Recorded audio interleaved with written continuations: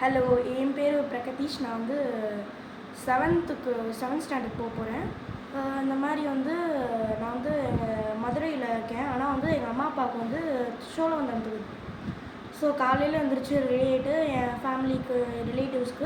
Relatives and ஃபேமிலிஸ்க்கு எல்லாருக்குமே phone பண்ணி TVK code போட்டிருக்கேன், விசில் கோட் போட்டிருக்கேன்ட்டு 20 to 25 family members and relatives. என்ன சொல்லி ஓட்டு கேட்டீங்க?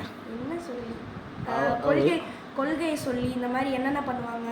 என்ன கொள்கை? மேரிட் கப்பிள்ஸ்க்கு வந்து பார்த்தீங்கன்னா 1 கிராம் தங்கம் அந்த மாதிரி. அப்புறம் வந்து பார்த்தீங்கன்னா பிறந்த குழந்தைங்களுக்கு வந்து டைமண்ட்ஸ் இந்த மாதிரிலாம் தருவாங்க. அந்த மாதிரி லேடிஸ் பஸ் எல்லாமே ஃப்ரீ, எல்லாமே இருக்கும், எல்லாமே ஃப்ரீ அப்படின்னு சொல்லுவாங்க. அப்புறம் வந்து அப்படின்னு நான் சொல்லிட்டு இந்த மாதிரி ஓகேப்பா நான் போகிறேன்னு சொன்னாங்க. அப்புறம் ஃபோன் பண்ணிட்டு போட்டுட்டு எல்லாமே ஃபோன் பண்ணாங்க, நான் போட்டேன்ப்பா அப்படின்னு. எனக்கு கொஞ்சம் சந்தோஷமாக தான் இருந்துச்சு. டிவி கேட்க ஓட்டு போட்டாங்க. ஓகே, ஓட்டு போட்டு உங்களுக்கு கால் பண்ணி சொல்லியிருக்காங்க ஓட்டு போட்டாச்சுன்னு கன்ஃபார்ம் பண்ணி அக்னாலஜ்மெண்ட் கொடுத்துருக்காங்க. சூப்பர். அப்புறம் வந்து பார்த்தீங்கன்னா இப்போ நேற்று பார்த்தேன், சந்தோஷமாக தான் இருந்துச்சு. டாப்பில் இருந்தாங்க. ஓகே, அப்புறம் இன்னைக்கு மெஜாரிட்டி வர்றதுக்கு எவ்வளோ தொகுதி வரணும்னு சொன்னாங்களா? பார்த்தீங்களா? 234 தொகுதியில் வந்து பார்த்தீங்கன்னா டிவிக்கு வந்து 108 தொகுதி ஆக்சுவலாக. ஓகே, 108 தொகுதி வந்து ஃபர்ஸ்ட்டில் வந்து ஜெயிச்சிட்டாங்க. அப்புறம் இப்போ காங்கிரஸ் கூட அலையன்ஸ் வச்சு இப்போ வந்து எக்ஸ்ட்ரா ஒரு கொஞ்சம் சீட் எடுத்து இப்போ வந்து 5 சீட் இன்னும் ரிமைனிங் இருக்குது. நாளைக்கு வந்து பதவி ஏற்க போகிறாரு. அது வந்து எனக்கு ரொம்ப சந்தோஷமாக தான் இருக்குது. ஆனால் இன்னும் கொஞ்சம் கன்ஃபியூஷனாக இருக்குது. எதுக்கு ஆக்சுவலாக வந்து பார்த்திங்கன்னா எனக்கு வந்து இந்த ஃப்ளோர் டெஸ்ட் வந்து எனக்கு முன்னாடியே தெரியும், 15 நாளுக்குள்ளே இதெல்லாம். ஆனால் எதுக்கு இன்னும் ஃப்ளோர் டெஸ்ட்னா வந்து பார்த்திங்கன்னா இப்போ வந்து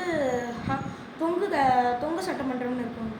அதில் வந்து பார்த்திங்கன்னா வந்து தொங்கு சட்டமன்றத்தில் யார் வந்து 118 மெஜாரிட்டியாக 118 யார் எடுக்கலையோ அந்த ஹையஸ்டான இருக்கிற கட்சிக்கு வந்து இந்த மாதிரி சொல்லி 15 நாள் டெஸ்ட் கொடுப்பாங்க. 15 நாள் கொடுப்பாங்க. அந்த 15 நாளுக்குள்ளே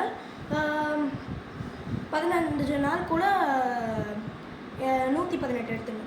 ஓகே, 118 பேர் ஆதரவு இருந்துச்சுன்னா சிஎம் ஆயிடலாம். அதுதான் ஃப்ளோர் டெஸ்ட். Okay, super. எனக்கு இன்னும் கன்ஃபியூஷனாக இருக்குது. எனக்கு டிவி கேஸ் சந்தோஷம். ஆனால் எதுக்கு இன்னும்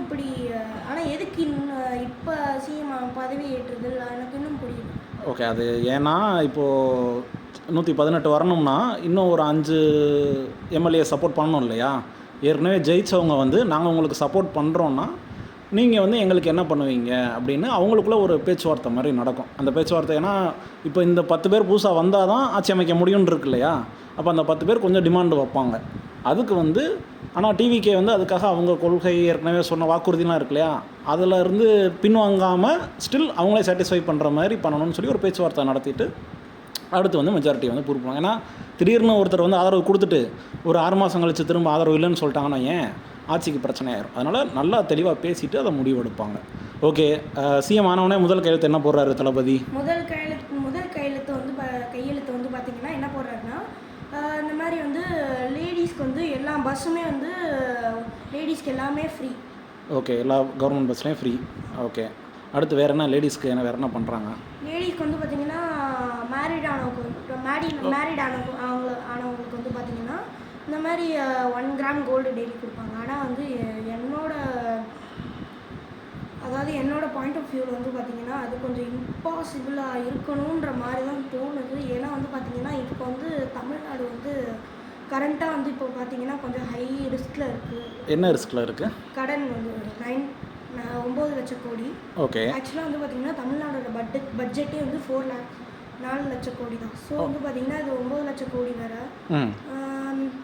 இது கொஞ்சம் இம்பாசிபிள். ஏன்னா வந்து பார்த்திங்கன்னா 1 கிராம் கோல்டுன்றது கொஞ்சம் இப்போ இருக்கிற டேஸில் வந்து பார்த்திங்கன்னா கொஞ்சம் ஹையராக தான் இருக்கும். ஓகே, ஆக்சுவலாக அந்த 9 ட்ரில்லியன் கடன் சொல்கிறீங்க பார்த்தீங்களா? அது வந்து அக்குமுலேட்டட் கடனாக இருக்கும். இதுவரையும் இருந்த பழைய கடன் இல்லாமல் சேர்த்து மொத்த வேல்யூ. ஆனால் ஒரு கவர்மெண்ட் வந்து நம்ம ஒரு வீட்டு ஹவுசிங் லோன் மாதிரியோ கம்பெனி லோன் மாதிரி அந்த கடனை வந்து பார்க்கக்கூடாது. அந்த கவர்மெண்ட்டோட அந்த ஸ்டேட் கவர்மெண்ட்டோட அந்த ஒரு வருஷ ஜிடிபி வேல்யூ இருக்குது பார்த்தியா? அதிலிருந்து இத்தனை % வரையும் கடன் வாங்குகிற கெப்பாசிட்டின்னு ஒன்று இருக்கும். ஃபைனான்ஸ் மினிஸ்ட்ரியோட வெப்சைட் போய் பார்த்தீங்கன்னா ரொம்ப தெளிவான ஒரு டேஷ்போர்டு மாதிரி போட்டு அதில் காட்டியிருப்பாங்க. அப்போது நம்ம பட்ஜெட் ஒரு வருஷத்துக்கு 4 ட்ரில்லியன் எக்கனாமி இருக்குது அப்படின்னா அந்த பர்சன்டேஜ் எனக்கு மறந்து போச்சு. அந்த பர்சன்டேஜை விட கம்மியாக தான் இருக்குது எவ்ரி இயர் வாங்குகிற பாரோயிங். ஸோ அதனால் தமிழ்நாடு எக்கனாமி வந்து கரெக்டாக தான் இருக்குது. ஸோ நலத்திட்டங்கள் பண்ணுறதுக்கு சேலஞ்சஸ் இருக்கும் கண்டிப்பாக. அதுக்கு நிறையா கன்சல்டிங் பண்ணி தான் அந்த முடிவு எடுப்பாங்க. ஏற்கனவே இருந்த ரொம்ப வெல் குவாலிஃபைடு ஃபினான்ஸ் மினிஸ்டராக பிடிஆர் இருந்தார். அவர் வந்து நல்லா நிறையா படித்தவர். அவர் வந்து இந்த மாதிரி நலத்திட்டங்கள் வரும்போது அதுக்கு என்னென்ன பாசிபிலிட்டி இருக்குன்னு ஒரு கால்குலேஷன்லாம் போட்டு ஒரு அட்வைஸ் கொடுத்தார் இல்லையா. அந்த மாதிரி டிவிகே கவர்மெண்ட்டுக்கு கொடுக்குறதுக்கு பர்சன்ஸ் வருவாங்க, சொல்லிவிட்டு அதை பண்ணலாம். ஸோ ஜென்ரலாக தமிழ்நாடு வந்து ஒரு பாசிட்டிவ் டைரெக்ஷனில் தான் இருக்குது. ஓகே, வந்து இன்றைக்கி வந்து பார்த்திங்கன்னா இன்றைக்கி வந்து பார்த்திங்கன்னா கொஞ்சம் நியூஸ் பார்த்துட்டே இருக்கேன். நான் எப்பயுமே இப்படி பார்க்க மாட்டேன். Okay, super. அடுத்து பதவியேற்பு நாள் என்னைக்கு? பதவியேற்பு நாள் வந்து நாளைக்கு May 7th 11:30. Okay, super.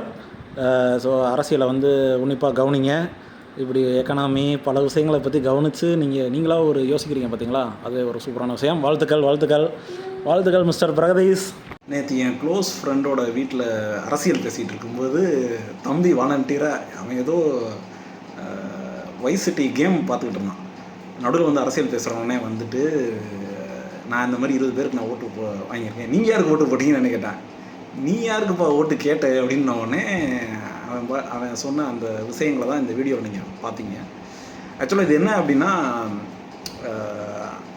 அந்த பையன் ரிலேட்டிவ்ஸ்ட்டாக சொல்லியிருக்கான் அவங்க ஓட்டு போடுறது போடாது அவங்களுடைய விருப்பம். ஆனால் சும்மா விசிலுக்கு ஓட்டு போடுங்க அப்படின்னு கேட்காம அவங்க என்ன நலத்திட்டங்கள் தருவாங்கன்றத இன்டர்நெட்டில் பார்த்ததை ஒருத்தர்கிட்டையும் சொல்லியிருக்கான். அது மட்டும் இல்லை, அந்த நலத்திட்டம் வந்து நடக்க தேவையா, அதை வந்து ஜஸ்டிஃபை பண்ணுறதுக்கு சில திங்கிங் அவன் பண்ணியிருக்கான். இவ்வளோ கடன் இருக்குது, அப்போது இவ்வளோ செலவு பண்ணி இந்த தங்கம் கொடுக்கணுமா. ஸோ இந்த திங்கிங் தாட் ப்ராசஸ் இருக்குது பார்த்தீங்களா, அது வந்து ரொம்ப ரொம்ப ஒரு பாசிட்டிவானது. இது எவ்வளோ குழந்தைங்களுக்கு அது இம்பேக்ட் ஆச்சுன்னு எனக்கு தெரியல. ஆனால் பிரகதீஷ்க்கு இப்படி ஆனது வந்து எனக்கு ரொம்ப பெருமையாக இருக்குது. சரி, நம்ம பையன் வந்து இப்படி நல்லா யோசிக்கிறானே டீப்பாக அப்படின்னு சொல்லி. அப்போ நம்ம ஒரு விஷயம் சொல்கிறதையும் அவன் பொறுமையாக வந்து கவனித்து கேட்குறான். ஓ சரி, ஓகே, இப்படிலாம் இருக்கும் அப்படின்னு சொல்லி ஃப்ளோர் டெஸ்ட் பற்றி பேசுகிறான். ஸோ இது வந்து இதை என்ன சொல்லலாம்னா, இது வந்து எல்லாருமே டிவிகே வந்து ஜெயிக்காது, ஒரு தொகுதி ஜெயிக்கும், 0 தொகுதி ஜெயிக்கும் அப்படின்னு சொல்லும்போது அந்த ஆதரவாளர்களுக்கு ஒரு ஒரு ஒரு சர்வைவல் இன்ஸ்டிங்க்ட் வந்து ஹிட் பண்ணுது. ஜெயிக்காது போலையா பண்ணோம், நம்மளால் முடிஞ்ச வரைக்கும் ஒரு 10 பேர்கிட்ட ஓட்டு கேட்போம், ஒரு 5 பேர்கிட்ட ஓட்டு கேட்போம்னு சொல்லி ஒரு அக்ரெசிவாக வந்து ஒரு கேன்வாசிங் வந்து ஒரு கேம்பெயினிங் வந்து பண்ணியிருக்காங்க. அப்போது மக்களும் வந்து ஏற்கனவே உள்ள நியூட்ரல் ஓட்டர்ஸ்னாலும் சரி, பார்ட்டி சப்போர்ட்டர்ஸ், ஃபேன்ஸு, நம்ம ஒரு ஓட்டால் என்ன ஆக போகுது, எல்லோரும் டிஎம்கே தானே ஜெயிக்கும்னு சொல்கிறாங்க, இந்த ஒரு ஓட்டால் என்ன ஆக போகுதுன்னு சொல்லி அப்படி போட்ட ஓட்டுகளோட வால்யூமும் ஒரு பெரிய இம்பேக்ட் கொடுத்துருக்கோம். ஏன்னா ஃபேன்ஸ் 100% ஓட்டு போட்டிருப்பாங்க, நோட்டாவோட ஓட்டு குறைஞ்சிருக்கு. அப்போ வந்து நியூட்ரல் திங்கர்ஸ் வந்து சரி, ஓகே, இவருக்கு ஒரு வாய்ப்பு கொடுப்போம். ஏன்னா ஒவ்வொரு தடவை தமிழ்நாட்டில் புது கட்சிகள் வரும்போதும் அதுக்கு வந்து ஆதரவு வந்து எப்பயுமே தமிழக மக்கள் கொடுத்துருக்காங்க. அப்போது சரி, இவருக்கு மேலே எந்த ஒரு அரசியல் ரீதியான புகார்கள் இல்லை, அப்போ வந்து நம்ம இதுக்கு என்ன சொல்கிறது, ஒரு வாய்ப்பு கொடுப்போம்னு சொல்லி அவர் விஜய்க்கு ஓட்டு போடுறாங்க. ஸோ இந்த மாதிரி ரெகுலராக ஒரு கட்சிக்கு ஓட்டு போட்டவங்களுமே வந்து சரி, இந்த ஒரு தடவை புதுசாக ஓட்டு போடுறதுனால நம்ம ஒருத்தரோட ஓட்டுலாம் என்ன இம்பேக்ட் அப்படின்னு யோசிச்சு போட்டிருப்பாங்கன்னு நான் நினைக்கிறேன். அது திருப்பத்தூர் தொகுதியோட வெற்றியை பார்க்கும்போதும் தெரியும். அங்கே திருப்பத்தூர் தொகுதியில் ஒரு ஓட்டு வித்தியாசத்தில் வெற்றி பெற்றிருக்காங்க. திருப்பத்தூர் தொகுதிக்காக இங்கே மிடில் ஈஸ்ட்லேருந்து ஒருத்தர் ட்ராவல் பண்ணி வந்தெல்லாம் ஓட்டு போட்டு போனார்னு நியூஸ் பார்க்குறோம். ஸோ ஓவரால் இந்த பொலிட்டிக்கல் பார்ட்டிசிபேஷன் ஜென்ரல் பப்ளிக் நான் எங்கே போய் பேசினாலும், யார்கிட்ட ஏதாவது ஒரு ஃப்ரெண்ட்ஸ்கிட்ட பேசினாலும் இதுவரையும் அவங்க என்கிட்ட அரசியலே பேச மாட்டாங்க. அவங்க ஆர்வமாக வந்து பாலிட்டிக்ஸை பற்றி பேசுகிறாங்க, கேட்குறாங்க. என் வீட்டில் வந்து யூடியூப் டிவியில் வந்து நியூஸ் சேனல் அப்படின்னு ஒரு சர்ச் ஹிஸ்ட்ரி இருக்குது. என்னோடது நியூஸ் சேனல்னு தேடி நியூஸ் பார்த்துருக்காங்க நான் வீட்டில் இல்லாத போது. ஏன்னா எவ்வளோ ரீடிங் இருக்குது அந்த ரிசல்ட் வர அன்னைக்கு. ஸோ ஜென்ரல் இந்த டிஸ்கஷன் வந்து அஸ் அ டெமோக்ரஸியாக நம்ம தமிழ்நாட்டுக்கு ஒரு பாசிட்டிவ் டைரக்ஷன் தான். பல பேர் கவனிக்கும்போது இப்போ பாருங்களேன், 4 ஃப்ரண்ட் வந்துருச்சு இப்போ தமிழ்நாட்டில். டிஎம்கே, ஏடிஎம்கே, நாம் தமிழர், இந்த 3 அணியை தாண்டி டிவிகேன்னு ஒரு புதிய அணி.